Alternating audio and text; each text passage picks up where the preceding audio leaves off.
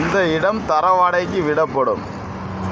இந்த இடம் என்ன இடம்னு பார்த்தீங்கன்னா ஆச்சரியப்பட்டுருவீங்க, அசந்து போயிடுவீங்க. வேறு ஒன்றுமே கிடையாது. இந்த இடம் தர வாடகைக்கு விடப்படும் சொன்னது என்ன தெரியுமா? கம்மா கரைகள். கம்மாவுக்குள்ளே எப்படி குப்பைகள் போட்டிருக்காங்க பாருங்கள். இந்த மாதிரி கவர்மெண்ட் அதிகாரியை எப்படியா இதுக்கெல்லாம் பட்டா போட்டு தரீங்க? இந்த மாதிரி கம்மா குளத்துக்கெல்லாம் பட்டா போட்டுறீங்க.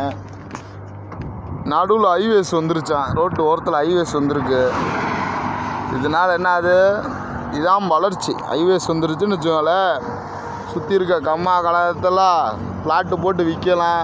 இந்த மாதிரி இடம் தர வாடகைக்கு விடப்படுமா? இந்த ஆட்சியெல்லாம் பார்க்கும்போது எப்படி இருக்குது தெரியுமா? இந்த திமுக ஆட்சி வந்தாவே இந்த மாதிரி கம்மா கரையெல்லாம் குப்பையெல்லாம் கொட்டி நெப்பி தர வாடகைக்கு விட்டுக்கிறீங்களே. யாரையா நீங்கள்? ஐயால உங்களை மாதிரிலாம் நாட்டில் இருக்க வரைக்கும் நாடு நாசமாக தான் போகும்.